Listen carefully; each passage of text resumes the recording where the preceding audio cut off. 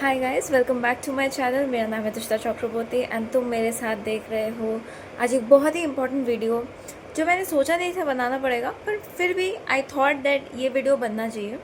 I know ये video देखने के बाद स्टूडेंट्स काफ़ी खुश तो नहीं होंगे क्योंकि ये प्रैक्टिकल रियलिटी है एंड लोगों को प्रैक्टिकल रियलिटी हज़म नहीं होती है। But still I want you to watch this practical reality. एक सेकेंड रुको, कैमरा हमको सेट करने दो। हाँ, अब सही है। थोड़ा सा हटा लेते हैं, कैमरा सेट कर लिया।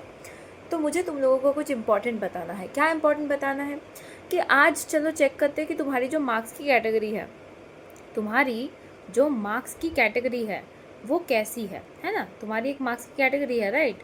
तो मार्क्स की कैटेगरी थोड़ा सा चेक करते हैं कि सपोज़ कोई 300 पे है, सपोज़ कोई 400 पे है, सपोज़ कोई 500 पे है और सपोज़ कोई 600 पे है। अब मैं हर कैटेगरी की एनालिसिस दिखाती हूँ तुम्हें। इसका सिलेबस कंप्लीट है और इसका भी सिलेबस कंप्लीट है। 300 और 400 वाले का सिलेबस कंप्लीट नहीं है। मैंने क्या बोला? 300 और 400 वाले का सिलेबस कंप्लीट नहीं है। 500 और 600 वाले का सिलेबस कंप्लीट है। तो फिलहाल 500 और 600 वाले में फ़र्क कहाँ पे हो रहा है? जो 500 में है उसके कुछ टॉपिक्स उसके वीक है। तो इस वक्त उसको क्या करना चाहिए? उसको सबसे ज़्यादा हाई वेटेज पे ध्यान देना चाहिए, ठीक है। और मैंने ये लेके पता नहीं कितनी बार मेरे डिस्क्रिप्शन में मैंने अटैच किया हुआ है हाई वेटेज टॉपिक कौन सा है। इस वीडियो में भी अटैच होगा। तो अगर तुम अभी तक हाई वेटेज टॉपिक नहीं जानते, तुरंत जाओ मेरा वो वाला वीडियो देखो, वरना तुम्हारे लिए it's gonna be a total loss, ठीक है। तो वो वाला वीडियो देखो। हाई वेटेज के ऊपर ध्यान देने के बाद यहाँ से तुम्हें क्वेश्चंस प्रैक्टिस करने पड़ेंगे। जब तुम क्वेश्चन प्रैक्टिस करते हो उसके साथ PYQ कर लेते हो, so there is a high chance that तुम 500 से ऑलमोस्ट 620 तक पहुँच ही जाओगे। अब जो 600 में है उसका क्या प्रॉब्लम है? उसका कोई प्रॉब्लम नहीं है। बेसिकली 600 वाला सिलेबस ख़त्म करके बैठा हुआ है, उसका आधा से ज़्यादा सारा काम हो चुका है। उसके जो भी मिस्टेक्स हो रहे हैं वो कंसेप्चुअल नहीं हो रहे हैं, रैंडम मिस्टेक स्पीडिंग की वजह से हो रहा है। तो everything is all sort in this case. बस यहाँ पे मिसिंग एक चीज़ है कि इससे छोटी छोटी गलतियाँ होती रह रही है। छोटी छोटी गलतियों के लिए इसे बस रिविज़न करना है और कुछ नहीं करना है। रिविज़न करना है और PYQ उसको एक बारी देखना है। उसके साथ जो सबसे ज़्यादा इम्पॉर्टेंट है, मिस्टेक्स की एनालिसिस, ठीक है। क्योंकि हम अक्सर क्या करते हैं कि हम लोग बहुत सारा मॉक टेस्ट दे देते हैं, पर उसके बाद एनालिसिस करने की जब बारी आती है कोई एनालिसिस नहीं करते हम लोग, ठीक है। तो एनालिसिस करना भी बनता है, ओके। उसके बाद अगर मैं बात करूँ कि 300 और 400 वाले कैटेगरी का, 300 और 400 वाले कैटेगरी का फर्स्ट थिंग इज सिलेबस जो है वो है इनकम्प्लीट। इनका सिलेबस इनकम्प्लीट है। इनके मिस्टेक्स बहुत ज़्यादा है। इनके मिस्टेक्स बेसिकली बहुत ज़्यादा हो जाते हैं।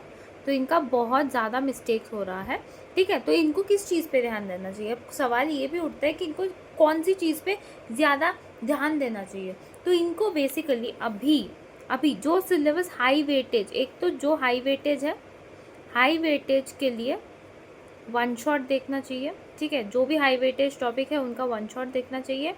और क्या करना चाहिए? प्रैक्टिस करना चाहिए क्वेश्चंस।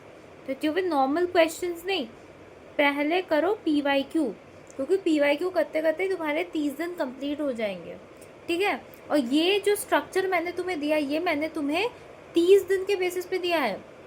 30 दिन में तुम एक्चुअली क्या कर सकते हो? अभी एक चीज़ याद रखना, तुम्हें कोशिश करना है कि 1 से 4 तारीख तक तुम पूरा रिवीजन मोड में रहो, ठीक है। उससे ज़्यादा तुम्हें कोई काम नहीं करना है। 1 से 4 तारीख तुम्हें रिवीजन मोड में रहना है। उससे ज़्यादा अगर कोई तुम काम करने जाओगे, that will be a highly problematic situation for you, ठीक है। Because practical reality is, if you are in 300 you can go up to 450, if you are in 400 you can go up to 550, you are in 500 you can go up to 620, if you are in 600 you can go up to 680, 700 also. So ये practical reality है। तो 300 वाले बच्चे, अगर आप general category से हो तो बैकअप प्लान ढूंढो। अगर आप दूसरे कास्ट से हो तो फिर भी एक चांस ले सकते हो, मेहनत करके मार्क्स अपलिफ्ट कर सकते हो, there is a chance. But if you are from a general category, I will highly recommend you just go with the flow, find a backup plan basically. और मैं क्या बताऊँ, और सबसे बड़ी बात है कि ये जो पैटर्न है, ये जो पैटर्न तुम फॉलो करने वाले हो, इस पैटर्न के लिए तुम्हें एटलीस्ट 12 घंटे चाहिए। ये पैटर्न फॉलो करने के लिए तुम्हें 12 घंटे चाहिए। तो बेसिकली तुम्हें अच्छे से पढ़ना पड़ेगा, और अच्छे से भी अगर पढ़ोगे तो सैडली 150 से 160 मार्क्स तक ही इंक्रीज़ हो सकते हैं, इससे ज़्यादा पॉसिबल नहीं है। To be very honest, very practical, ठीक है। तो तुम्हें प्रैक्टिकलिटी जब पता चल गई है, तुम्हें तुम्हारी मार्क्स की कैटेगरी पता है, तो चलो इस बार मेहनत इस हिसाब से करो कि तुम्हें पता हो कि तुम्हें क्या करना है। मैंने तुम्हें एक शॉर्ट समरी में नेक्स्ट 30 डेज़ वाला प्लान दिया, ठीक है। ये जो तुम अपनी स्क्रीन पे अभी देख रहे हो, इसे मैं नेक्स्ट 30 डेज़ वाला प्लान घोषित करती हूँ। ये तुम्हारा नेक्स्ट 30 डेज़ वाला प्लान है, इसे तुम्हें फॉलो करना है, ठीक है। आई होप मैंने तुम प्रॉपर्ली समझा दिया है कि तुम्हें क्या करना है। और 300 से 400 वाले बच्चों को मैं यही कहूँगी कि डीमोटिवेट नहीं होना है, क्योंकि डीमोटिवेट होने लायक भी टाइम नहीं बचा है हमारे पास। तो हमें बेसिकली बहुत अच्छे से मेहनत करके जितना पॉसिबल हो सके अपना मार्क्स अपलिफ्ट करना है। वीडियो अगर अच्छा लगा तो सब्सक्राइब करना, अपने दोस्तों को शेयर करना। कोई अगर ऐसा दोस्त है जिसे अभी लास्ट मोमेंट पे हेल्प की ज़रूरत हो, उसे ये वीडियो शेयर करना। कोई प्रॉब्लम हो, मेरा टेलीग्राम का डिस्क्रिप्शन हमेशा रहता है, डिस्क्रिप्शन में रहता है मेरा टेलीग्राम, वहाँ से मेरे टेलीग्राम के एक्सेस करके मुझसे तुम बात कर सकते हो personally if you are feeling any problem. Okay, तो आज के लिए यहीं पे समाप्ति मांगते हैं।